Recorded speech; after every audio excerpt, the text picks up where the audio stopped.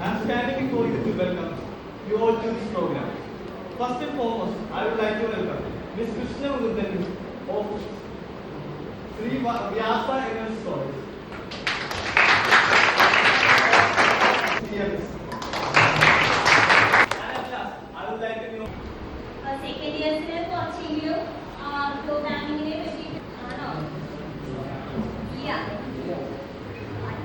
Respond ചെയ്യുക. അനാവശ്യമായിട്ടുള്ള സംസാരം അത് നമുക്ക് ബേസ് അറിഞ്ഞാൽ ഇതിന്റെ ബേസ് അറിഞ്ഞാലേ നമുക്ക് ഹയർ ആയിട്ട് എന്തോ ചെയ്യാനായിട്ട് പറയുന്നത് ഒരു സ്റ്റാറ്റിസ്റ്റിക്കൽ സോഫ്റ്റ്വെയർ ആണ്. ആ സോഫ്റ്റ്വെയറെ കൊണ്ട് നമ്മൾ ഡേറ്റ അനാലിസിസിനാണ് മെയിൻലി നമ്മൾ ഉപയോഗിക്കുക. നമുക്ക് SPSS ഉണ്ട്, SAS ഉണ്ട്, R ഉണ്ട്. ഇങ്ങനെ 3 പ്രോഗ്രാമിംഗ് സോഫ്റ്റ്വെയറുകളാണ് നമുക്ക് ഉള്ളത്. അതിൽ തന്നെ നമുക്ക് ആക്യുറസിയെ പറ്റി പറയുകയാണെങ്കിൽ ഏറ്റവും അധികം ആക്യുറേറ്റ് ആയിട്ട് നമുക്ക് ഡേറ്റ അനാലിസിസ് ചെയ്യാൻ പറ്റുന്ന ഒരു സോഫ്റ്റ്വെയർ ആണ് SAS എന്ന് പറയുന്നത്. പക്ഷേ SAS എന്ന് പറയുന്ന സോഫ്റ്റ്വെയർ എല്ലാവർക്കും ആക്സസിബിൾ അല്ല. അത് വളരെയധികം പൈസ കൊടുത്ത് വാങ്ങേണ്ടി വരുന്ന ഒരു സോഫ്റ്റ്വെയർ ആണ് SAS എന്ന് പറയുന്നത്. സോ അതാണ് സാസിലേക്ക് കൂടുതൽ ആൾക്കാരും പോവാത്തത്. ഇനി SPSS-നെ പറ്റി പറയുകയാണെങ്കിൽ SPSS-ഉം ഒരു ലൈസൻസ്ഡ് സോഫ്റ്റ്വെയർ ആണ്. പക്ഷെ അതിന്റെ ക്രാക്ക് വേർഷൻസ് എല്ലാം കിട്ടുന്നുണ്ട് ഇപ്പോൾ. പക്ഷെ അതിലും ആക്യുറസി എന്ന് പറയുന്നത് വളരെ കുറവാണ്. അപ്പോൾ ഇത് രണ്ടും വെച്ച് നോക്കുമ്പോൾ ഫ്രീ ആയിട്ടും എല്ലാവർക്കും ആക്സസിബിൾ ആയിട്ടും R എന്ന് പറയുന്നത് ഒരു ഓപ്പൺ സോഴ്സ് പ്രോഗ്രാമിംഗ് ലാംഗ്വേജ് ആണ്. അതൊരു സോഫ്റ്റ്വെയർ എൻവയോൺമെന്റ് ആണ്. എന്തിനൊക്കെ അത് ഉപയോഗിക്കുന്നു? Statistical computing, data analysis, data visualisation, machine learning എന്ന് പറയുന്ന കാര്യങ്ങൾക്കൊക്കെ നമ്മൾ എന്ത് ഉപയോഗിക്കുന്നുണ്ട്? R പ്രോഗ്രാമിംഗ് ഉപയോഗിക്കുന്നുണ്ട്. മെയിൻലി അത് സ്റ്റാറ്റിസ്റ്റിഷ്യൻസും റിസർച്ചേഴ്സും അതുപോലെ ഡേറ്റ സയന്റിസ്റ്റും സ്റ്റുഡൻസും എല്ലാവരും ഉപയോഗിക്കുന്ന ഒരു സോഫ്റ്റ്വെയർ ആണ് R എന്ന് പറയുന്നത്. സോ ഇനി എസ് ലാംഗ്വേജിനെ മോഡിഫൈ ചെയ്തുകൊണ്ടാണ് നമ്മൾ എന്ത് ചെയ്തത്? R എന്ന് പറയുന്ന സോഫ്റ്റ്വെയർ നമ്മൾ ഡെവലപ്പ് ചെയ്ത് എടുത്തത്. ആരൊക്കെയാണ് അത് ഡെവലപ്പ് ചെയ്തെടുത്തത്? റോസിക്ക, റോബർട്ട് ജെന്റിൽമാൻ എന്ന് പറയുന്ന 2 സയന്റിസ്റ്റുകൾ 1990-ലാണ് എന്ത് ചെയ്തത്?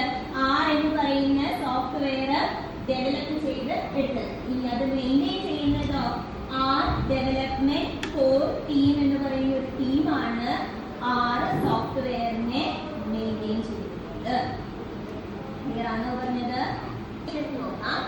R ഒരു നേരത്തെ പറഞ്ഞ പോലെ ഒരു ഫ്രീ ആൻഡ് ഓപ്പൺ സോഫ്റ്റ്വെയർ ആണ്. അത് ആർക്ക് വേണമെങ്കിലും ഡൗൺലോഡ് ചെയ്യാം, അതിനെ നമുക്ക് യൂസ് ചെയ്യാം. ഇനി അത് സ്റ്റാറ്റിസ്റ്റിക്കൽ അനാലിസിസ് അഥവാ ഇൻഫറൻസോ ഡിസ്ക്രിപ്റ്റീവ് സ്റ്റാറ്റിസ്റ്റിക്സ് അനാലിസിസിനെല്ലാം നമ്മൾ എന്ത് ചെയ്യാം? ഈ പറയുന്ന R സോഫ്റ്റ്വെയർ ചെയ്യാം. ഈ സോഫ്റ്റ്വെയർ വെച്ചുകൊണ്ട് തന്നെ നമുക്ക് എന്ത് ചെയ്യാം? ഗ്രാഫുകൾ വരയ്ക്കാം. ഓക്കെ, അത് സിമ്പിൾ ആയിക്കോട്ടെ അല്ലെങ്കിൽ മൾട്ടിപ്പിൾ ആയിക്കോട്ടെ. ഈ R സോഫ്റ്റ്വെയറിൽ ഇൻബിൽറ്റ് ആയിട്ട് തന്നെ എന്തുണ്ട്? കുറെ അധികം പാക്കേജസ് ഉണ്ട്. നമുക്ക് ഡേറ്റ അനാലിസിസിന് ആവശ്യമായിട്ടുള്ളതും നമുക്ക് ഗ്രാഫുകൾ വരയ്ക്കാനായിട്ടുള്ളതാണെങ്കിലും ഒക്കെ നമുക്ക് ഇൻബിൽറ്റ് ആയിട്ട് തന്നെ എന്തുണ്ട്? കുറെ അധികം പാക്കേജസ് ഉണ്ട്. ഇനിയിപ്പോ നമ്മൾ ഉപയോഗിക്കുന്ന അല്ലെങ്കിൽ നമുക്ക് ആവശ്യമായിട്ടുള്ള പാക്കേജ് ഈ പറയുന്ന R സോഫ്റ്റ്വെയറിൽ ഇല്ലെങ്കിൽ നമുക്ക് വേറൊരു ഓപ്ഷനും കൂടി ഉണ്ട്. Rലേക്ക് പാക്കേജിനെ നമുക്ക് കയറ്റാം, അതിനുശേഷം നമുക്ക് എന്ത് ചെയ്യാം? യൂസ് ചെയ്യാം. പക്ഷെ ഈ ഞാൻ നേരത്തെ പറഞ്ഞ പോലെ SPSS-നോ SAS-നോ ഈ പറഞ്ഞൊരു ഓപ്ഷൻ ഇല്ല. ഓക്കെ, നമുക്ക് ആവശ്യമായിട്ടുള്ള എന്തൊരു കാര്യവും R-ൽ ഇല്ലെങ്കിൽ നമുക്ക് എന്ത് ചെയ്യാം? നമ്മളുടേതായിട്ട് നമുക്ക് ഡെവലപ്പ് ചെയ്തെടുക്കാം. അത് നമുക്ക് R സോഫ്റ്റ്വെയറിലേക്ക് ഇട്ടുകൊടുക്കാം. എന്നിട്ട് അതിനെ നമുക്ക്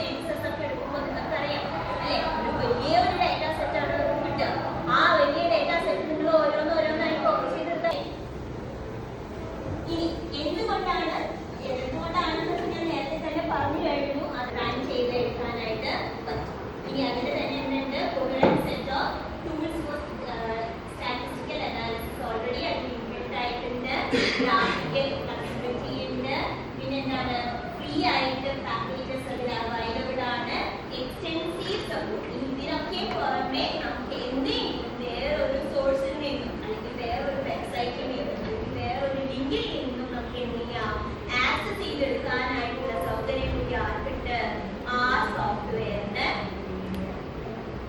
ഇൻസ്റ്റാൾ ചെയ്യാമെന്ന് പറയാം. ഓക്കെ, ആറ് ഈ പറയുന്ന കോംപ്രിഹെൻസീവ് RRA നെറ്റ്വർക്ക് അഥവാ CRAN എന്ന് പറയുന്ന വെബ്സൈറ്റിലൂടെയാണ് നമ്മൾ ഡൗൺലോഡ് ചെയ്തെടുക്കുന്നത്. അതിന് നമുക്ക് നോക്കിക്കോളൂ, www.rproject.org എന്നാണ് സൈറ്റിന്റെ പേര്. ഈ സൈറ്റ് നിങ്ങൾ അടിച്ചു കൊടുത്താൽ നിങ്ങൾക്ക് തുറന്നു വരുമ്പോൾ തന്നെ കാണാം R Project for Statistical Computing. ഇവിടെ നിങ്ങൾക്ക് ഡബിൾ ക്ലിക്ക് ചെയ്താൽ ഇങ്ങനെ ഒരു പേജിലേക്ക് പോകും. റൈറ്റ് സൈഡിൽ നിങ്ങൾക്ക് ഡൗൺലോഡ്സിന്റെ അവിടെ CRAN എന്ന് കാണാം. ആ CRAN-ൽ അമർത്തിയാൽ ഈ R-ന്റെ പല പല വേർഷൻസ് കാണാം. ഇൻസ്റ്റാൾ ചെയ്യണം. നിങ്ങളുടെ സിസ്റ്റം വിൻഡോസ് ആണോ, ലിനക്സ് ആണോ, മാക് ആണോ, എങ്ങനെയാണെന്നുണ്ടെങ്കിൽ അത് നിങ്ങൾക്ക് ഇവിടെ സെലക്ട് ചെയ്യാം. ഇനി ഇതിനോടൊപ്പം തന്നെ നിങ്ങളുടെ സിസ്റ്റത്തിന്റെ MB, അതായത് 32 GB ആണോ 64 ആണോ എത്ര ബിറ്റിന്റെ ആണ് എന്നുള്ളത് കൂടെ അനുസരിച്ചിട്ട് നിങ്ങൾക്ക് എന്ത് ചെയ്യാം, R ഇൻസ്റ്റാൾ ചെയ്യാം. ഇപ്പൊ നിങ്ങളുടെ 32 ബിറ്റിന്റെ ആണെന്നുണ്ട്, നിങ്ങൾ 64 ബിറ്റിന്റെ R ഇൻസ്റ്റാൾ ചെയ്താൽ ഒരിക്കലും അത് റൺ ആവില്ല. സോ R ഇൻസ്റ്റാൾ ചെയ്യുമ്പോൾ ആ ഒരു കാര്യം കൂടി ശ്രദ്ധിക്കണം. നിങ്ങളുടെ സിസ്റ്റം എത്ര ബിറ്റിന്റെ ആണെന്നോ, നിങ്ങളുടെ സിസ്റ്റം എന്താണ്, വിൻഡോസ് ആണോ, ലിനക്സ് ആണോ, മാക് ആണോ എന്നുള്ളതിനനുസരിച്ച് നിങ്ങൾക്ക് എന്ത് ചെയ്യാം, ഡൗൺലോഡ് ചെയ്യാം. ഒരിക്കൽ ഡൗൺലോഡിങ് കഴിഞ്ഞ് കഴിഞ്ഞാൽ നിങ്ങൾക്ക് റൺ ചെയ്ത് കഴിഞ്ഞാൽ നിങ്ങൾക്ക് എന്ത് കിട്ടും, ഈ കാണുന്ന പോലെ ക്യാപിറ്റൽ ലെറ്റർ R കാണുന്നുണ്ടോ ഇവിടെ, ക്യാപിറ്റൽ ലെറ്റർ R എന്ന് പറയുന്ന ഒരു ഐക്കൺ ആയിട്ട് നിങ്ങളുടെ ഡെസ്ക്ടോപ്പിലേക്ക് ഡൗൺലോഡ് ചെയ്ത് വരും. ഓക്കെ, R കൺസോൾ എന്ന് പറയുന്നത് ഇവിടെ നമുക്ക് എന്ത് ചെയ്യാം, പ്രോഗ്രാമുകൾ എഴുതും ചെയ്യാം, അതിന്റെ ഔട്ട്പുട്ടും നിങ്ങൾക്ക് അവിടെ തന്നെ കാണാം. പക്ഷെ ഈ R എന്താണെന്ന് വെച്ചാൽ എന്തെങ്കിലും ഒരു മിസ്റ്റേക്ക് എഴുതുമ്പോൾ എന്തെങ്കിലും ഒരു മിസ്റ്റേക്ക് അത് സംഭവിച്ചാൽ ഒരിക്കലും R കൺസോളിൽ നിങ്ങൾക്ക് അത് തിരുത്താനായിട്ട് പറ്റില്ല. നിങ്ങൾ രണ്ടാമത് ആ കോഡ് അല്ലെങ്കിൽ പ്രോഗ്രാമോ എഴുതി റൺ ചെയ്യേണ്ടി തന്നെ വരും. അതാണ് R കൺസോളിൽ ഒരു കണ്ടു. അപ്പൊ അതിങ്ങനെ റണ്ണായി വരുമ്പോ എന്തെങ്കിലും വേറെ കോഡുകളോ അല്ലെങ്കിൽ പ്രോഗ്രാമുകളോ എഴുതി നമ്മൾ സൂക്ഷിക്കാൻ വേണ്ടിയിട്ടാണ്. അപ്പൊ നമുക്ക് ഇപ്പൊ ചെറിയ ചെറിയ പ്രോഗ്രാമുകളാവുമ്പോ വലിയ ബുദ്ധിമുട്ടില്ല, എല്ലാ ദിവസവും വന്ന് നമുക്ക് എഴുതുന്നതുകൊണ്ട്. പക്ഷെ വലിയ വലിയ പ്രോഗ്രാമുകളാവുമ്പോൾ എന്തുണ്ട്, എല്ലാ ദിവസവും വന്ന് എഴുതാൻ സാധിക്കുമോ, ഇല്ല. അപ്പൊ നമുക്ക് എന്ത് ചെയ്യാം, ഈ പറയുന്ന സ്ക്രിപ്റ്റിൽ നിങ്ങൾക്ക് പ്രോഗ്രാമുകൾ മാത്രമായി എഴുതി വെക്കാം. ഈ സ്ക്രിപ്റ്റിനെ നിങ്ങൾക്ക് ചെയ്യാം.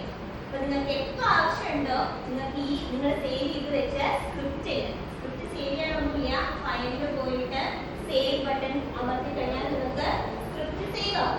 അപ്പൊ സ്ക്രിപ്റ്റ് സേവ് ആയി കഴിഞ്ഞു കഴിഞ്ഞാൽ നിങ്ങൾക്ക് തുറക്കണമെങ്കിൽ R തുറന്ന് ഓപ്പൺ സ്ക്രിപ്റ്റ് എന്ന് പറഞ്ഞു കൊടുത്താൽ നിങ്ങൾ എവിടെയാണോ സേവ് ചെയ്തിരിക്കുന്നത് അവിടെ പോയി സെലക്ട് ചെയ്താൽ നിങ്ങൾ സേവ് ചെയ്ത സ്ക്രിപ്റ്റ് ഓപ്പൺ ചെയ്യാനായിട്ട് പറ്റും. അപ്പൊ സ്ക്രിപ്റ്റിലാണെങ്കിൽ നിങ്ങൾക്ക് എന്ത് ചെയ്യാം, ആ തെറ്റിനെ നിങ്ങൾക്ക് തിരുത്തിക്കൊണ്ട് നിങ്ങൾക്ക് റൺ ചെയ്യാനായിട്ട് സാധിക്കും. നേരെ മറിച്ച് നിങ്ങൾ നേരിട്ട് കൺസോളിൽ എഴുതാണെങ്കിൽ നിങ്ങൾക്ക് എന്തെങ്കിലും ഒരു തെറ്റ് വന്നാൽ അത് അവിടെ തിരുത്താനായിട്ട് പറ്റില്ല. രണ്ടാമത് നിങ്ങൾക്ക് എന്ത് ചെയ്യേണ്ടി വരും, പ്രോഗ്രാം എഴുതി റൺ ചെയ്യേണ്ടി വരും. ഏതാണോ പറഞ്ഞത്, ഇനി നമ്മള് പ്രോഗ്രാം എഴുതുമ്പോൾ നമുക്ക് എപ്പോഴും രണ്ട് കാര്യങ്ങളുണ്ട്. ഒന്ന്, നമ്മൾ എപ്പോഴും എന്ത് എഴുതുമ്പോഴും ഒരു വേരിയബിളിലേക്കായിരിക്കും നമ്മൾ അസൈൻമെന്റ് ഓപ്പറേറ്റർ എന്ന് വിളിക്കും. Assignment operator means we are assigning those values to the particular variable. Okay, assignment operator എന്ന് പറയുന്ന ഈ ഓപ്പറേറ്റർ എഴുതിയതിനു ശേഷം ആയിരിക്കും നമ്മൾ എന്ത് പ്രോഗ്രാമോ എഴുതാം. ഒരിക്കലും നമുക്ക് ഡയറക്റ്റ് ആയിട്ട് പ്രോഗ്രാംസ് എഴുതാനായിട്ട് പറ്റില്ല. എപ്പോഴും നമ്മൾ അതൊരു വേരിയബിളിലേക്ക് വേണം. ഒരിക്കലും നമുക്ക് ഈ വേരിയബിൾ നമ്പറോ അല്ലെങ്കിൽ ഒരു ഡോട്ടോ വെച്ചുകൊണ്ട് നമുക്ക് സ്റ്റാർട്ട് ചെയ്യാനായിട്ട് പറ്റില്ല. അതായത് ഡോട്ട് ഡി അല്ലെങ്കിൽ ഡോട്ട് സി എന്നൊന്നും പറഞ്ഞുകൊണ്ട് നമുക്ക് എന്ത് ചെയ്യാൻ പറ്റില്ല, വേരിയബിൾ നെയിം അസൈൻ ചെയ്യാനായിട്ട് പറ്റില്ല.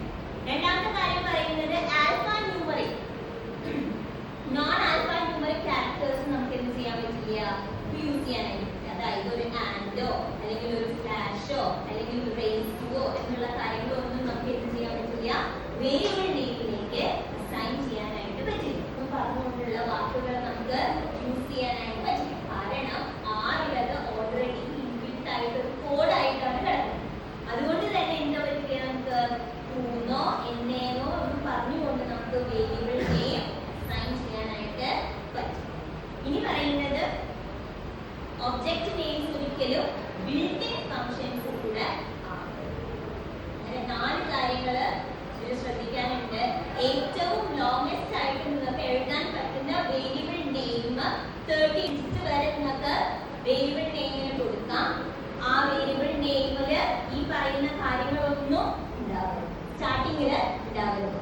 ഇടയിൽ ഇപ്പൊ നിങ്ങൾക്കിപ്പോ ഈ ഒരു സ്ലാഷ് എന്ന് പറഞ്ഞുകൊണ്ട് നമ്മൾ എഴുതിക്കൊണ്ട് പഠിക്കും. പക്ഷെ തുടങ്ങുമ്പോൾ തന്നെ സ്ലാഷോ ഡോട്ടോ എക്സ്ക്ലമേറ്ററി മാർക്കോ ഒന്നും നിങ്ങൾക്ക് വേരിയബിൾ നെയിം എഴുതുമ്പോൾ എഴുതാനായിട്ട് ഓക്കെ. ഇനി പാക്കേജസിനെ പറ്റിയിട്ടാണ് ലാംഗ്വേജ് ഡിഫൈൻഡ് സ്റ്റാൻഡേർഡ് സ്ട്രക്ചർ. അതായത് അതിന് പെർട്ടിക്കുലർ ആയിട്ടുള്ള ഡേറ്റാ സെറ്റുകൾ ഒരു വെൽ അറേഞ്ച്ഡ് ആയിട്ടുള്ള ഒരു ഫംഗ്ഷൻ ആയിരിക്കും ഇത് പാക്കേജ് എന്ന് പറയുന്നത്. ആ പാക്കേജ് എന്താണ്, ഈ പറയുന്ന നമ്മൾ ഇൻസ്റ്റാൾ ചെയ്യുമ്പോൾ തന്നെ ഈ പറയുന്ന പാക്കേജസും അതിൽ ഉണ്ടാവും. ഇല്ലാത്തതൊക്കെ നമുക്ക് എന്ത് ചെയ്യാം, ഇൻബിൽറ്റ് ആയിട്ട് ആറിലേക്ക് ഇൻസ്റ്റാൾ ചെയ്യാനായിട്ട് സാധിക്കും. ഇനി പോപ്പുലർ ആയിട്ട് യൂസ് ചെയ്യുന്ന സോഴ്സസ് എന്ന് പറയുന്നത് ക്രാനും ബയോ കണ്ടക്ടറും ഗിറ്റ്ഹബും ആണ്. ഇതില് ഈ പറയുന്ന 2 ബയോ കണ്ടക്ടറും ഗിറ്റ്ഹബും നമ്മളുടെ ഒരു ബേസിക് ആയിട്ടൊന്നും നമുക്ക് ഇതിന്റെ ആവശ്യം വരാറില്ല. ആദ്യമായിട്ട് പോകുമ്പോൾ നമുക്ക് അതിന്റെ ആവശ്യങ്ങൾ വരും. ഓക്കെ, ഇനി എങ്ങനെയാണ് നിങ്ങൾക്ക് ഇൻസ്റ്റാൾ ചെയ്യുക, എങ്ങനെയാണ് നിങ്ങൾ പാക്കേജസ് യൂസ് ചെയ്യുക? സോ പാക്കേജസ് ഇൻസ്റ്റാൾ ചെയ്യാനായിട്ട് ഒന്നില്ലെങ്കിൽ നിങ്ങൾക്ക് ഡയറക്റ്റ് ആയിട്ട് ആറില്ല അതിനുള്ള ഓപ്ഷൻ ഉണ്ട്, ഇൻസ്റ്റാൾ പാക്കേജസ്. ഞാൻ കാണിച്ചു തരാം. അതല്ലെങ്കിൽ നിങ്ങൾക്ക് ഈ പറയുന്ന സിൻടാക്സ്, അതായത് നമ്മൾ എന്ത് കോഡ് എഴുതുമ്പോഴും കോഡ് എന്ന് പറയുന്നതിനേക്കാൾ കുറച്ചും കൂടെ നമ്മൾ പ്രൊഫഷണൽ ആയി പറയാം സിൻടാക്സ് അറിയാം. Yes, syntax. അപ്പൊ ഈ പറയുന്ന സിൻടാക്സ് നിങ്ങൾക്ക് എഴുതാം. എന്താ, ഇൻസ്റ്റാൾ ഡോട്ട് പാക്കേജസ് എന്ന് പറഞ്ഞ് ആ പാരാമീറ്റേഴ്സിന്റെ ഉള്ളിൽ ഈ ഓപ്പൺ ബ്രാക്കറ്റിനെ വിളിക്കുന്ന പേരാണ് പാരാമീറ്റേഴ്സ്. ആ പാരാമീറ്റേഴ്സിന്റെ ഉള്ളിൽ നിങ്ങൾക്ക് എന്ത് പാക്കേജ് ആണോ ആവശ്യമുള്ളത് ആ പാക്കേജിന്റെ പേര് അടിച്ചു കൊടുത്താൽ എന്ത് ചെയ്യും, അതിനെ ഇൻസ്റ്റാൾ ചെയ്ത്. ഓക്കെ, ഒരു ഫംഗ്ഷൻ കൂടി അതിൽ യൂസ് ചെയ്യേണ്ടി വരും, ലൈബ്രറി എന്ന് പറഞ്ഞിട്ട്. ലൈബ്രറി ഓഫ് ഈ പാരാമീറ്റേഴ്സിനുള്ളിൽ പാക്കേജിന്റെ പേര് അടിച്ചു കൊടുത്തു കഴിഞ്ഞാൽ ആ പാക്കേജ് നിങ്ങൾക്ക് യൂസ് ചെയ്യാനായിട്ട് കഴിയും. ഓക്കെ, നോക്കിക്കോളൂ, പാക്കേജസ് എന്ന് പറഞ്ഞൊരു സംഭവം കണ്ടോ. ഈ പാക്കേജസിൽ നിങ്ങൾക്ക് അമർത്തി കഴിഞ്ഞ് കഴിഞ്ഞാൽ നിങ്ങൾക്ക് ഉള്ളതാണെങ്കിൽ, അതായത് ആറിൽ ഓൾറെഡി ഉള്ള പാക്കേജസ് ആണെങ്കിൽ നിങ്ങൾക്ക് ലോഡ് പാക്കേജസ് എന്ന് പറയുന്ന ഓപ്ഷനിൽ പോവാം. ഓക്കെ, ഇനി ഇല്ലെങ്കിൽ നമുക്ക് ഇൻസ്റ്റാൾ ചെയ്യാനായിട്ട് ഇൻസ്റ്റാൾ പാക്കേജസ് എന്ന് പറയുന്ന ഒരു കാര്യം കൂടി ഉണ്ട്. ഓക്കെ, അതുപോലെ തന്നെ ഉള്ള പാക്കേജിനെ അപ്ഡേറ്റ് ചെയ്യാനായിട്ടുള്ള ഓപ്ഷനും ഇവിടെ. ഇതില്ലെങ്കിൽ നിങ്ങൾക്ക് സിൻടാക്സ് ഉപയോഗിക്കാം. അതല്ലെങ്കിൽ ആറില് പാക്കേജസില് ലോഡ് പാക്കേജസിലുള്ള പാക്കേജസിനെ നമുക്ക് ലോഡ് ചെയ്തെടുക്കാം. ഇല്ലാത്ത പാക്കേജസിനെ ഇൻസ്റ്റാൾ ചെയ്യാൻ ഇൻസ്റ്റാൾ പാക്കേജസ് ഉണ്ട്. അതുപോലെ തന്നെ ഉള്ള പാക്കേജിനെ അപ്ഡേറ്റ് ചെയ്യാനായിട്ട് അപ്ഡേറ്റ് ആണോ.